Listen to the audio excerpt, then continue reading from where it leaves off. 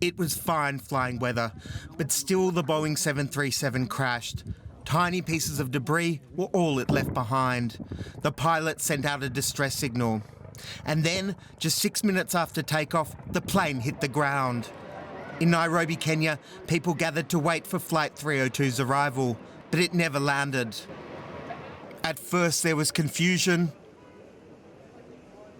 and complaints about the lack of information. Everyone was asking the cabin crews what is happening, but no one was saying anything. They were just going up and down until one of the passengers saw on his mobile like the first plane just crashed.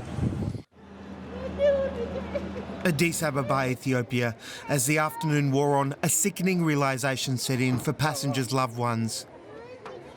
Those who departed there on Sunday morning were never coming home. Today is a very sad and tragic day for all of us at Ethiopian Airlines and for our passengers who are on board.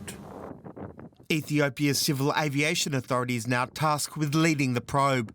Investigators hope to find clues amid the mangled wreckage, explaining how this new Boeing plane could crash so fast. Answers to this tragedy which can't come fast enough for Ethiopians. They've been gathering at the crash site. The shock and grief this has caused is writ large on the faces of people there. Well, our correspondent Melanie Kerr-Debal joins us now from Nairobi, where that flight was heading. Melanie, good morning to you. Details have been emerging of who was on that flight. What do we know this morning? Brian, we know that people from all over the world were on this plane. According to Ethiopian Airlines, Kenya has the highest number of casualties. 32 Kenyans were on board, followed by Canada with 18. Ethiopia lost 9, and the US, Italy and China all had 8 nationals on board as well. The list of their names has been published, and of course we're learning more and more about the people behind these numbers. One of them, for example, was Cedric Asiavugwa. He was born and raised in Mombasa. He was a law student in DC, and he was on his way to Nairobi because his fiance's mother had died. Someone else was an Ethiopian aid worker called Tamarat Mulu Demisi.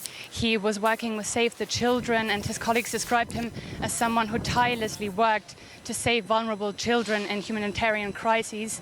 And of course, these are just a few of the stories, personal stories, behind these numbers of the people who lost their lives yesterday in this tragic crash.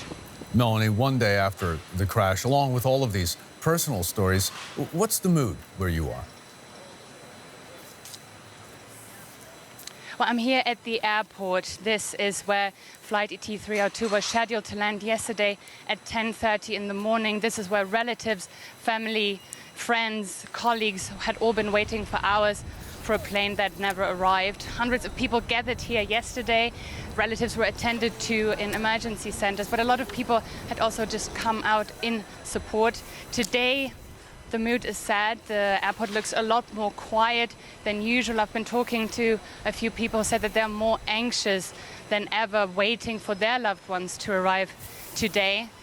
We do not have confirmation yet, but it looks like the president himself could be heading out to the airport today. I've been seeing military and ceremonial uniform. While in the meantime, on social media, there is an outpouring still of messages of condolence, and you can really feel that the entire country, all of Kenya, is mourning. DW's Melanie Kerr-Debal for us in Nairobi at the airport where that flight was headed. Thanks so very much for that, Melanie. Our aviation editor, Christoph Kober, joins us now for more on this. Good morning, Christoph. China has decided as a result of this crash to ground all of its 737 MAX 8s. That's right. The Civil Aviation Administration says in about 2 hours from now, all 96 737 MAX aircraft that are operated by Chinese carriers need to stay on the ground until further notice. The authority says this is in line with the principle of zero tolerance for security risks. Now, this move is quite significant because it applies to about 1/4 of the global 737 MAX fleet, and it comes after Ethiopian Airlines as well as Cayman Airways have also grounded their 737 MAX fleet.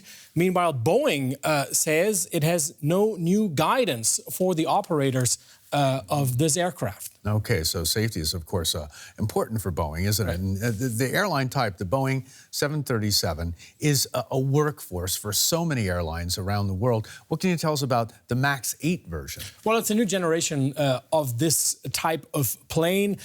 It's Boeing's fastest-selling plane. About 350 models are in operation right now. More than 5,000 have been ordered because it's supposed to be more fuel efficient. It also features new software. So it's somewhat represents not only the future of flying for Boeing, but also the future for the company. Now, this is the second time this exact same type of aircraft has crashed. We saw Lion Airlines about, 4 or 5 months ago. Similar crash there in Indonesia. Is there any link, or is it too early to talk about that? It is quite early to talk about that. However, there are similarities that are hard to ignore. Both were virtually brand new planes, apart from the fact that it was the very same type of plane. Both brand new, both featuring problems or facing problems in the same stage of flight right after takeoff. And although we should not jump to conclusions, there are some indicators that both planes behaved similarly right before the crash. And this is raising eyebrows among experts. And we will know more once we have the black box, the voice recorder. The search continues for that, right? That's right. The intensified search for these two devices, because the flight data recorder as well as the voice recorder from the flight deck, they report hundreds of sets of data, and they can even withstand, really hard impacts, as in this case happened, crashing into the ground with flight ET-302. So once these devices are recovered, which hopefully will happen rather quickly, then, investigators can paint a rather detailed picture of what happened on this flight. And Christoph, we'll have more from you later in this hour on this story, right? That's right. Christoph Kober for us. Thanks so very much.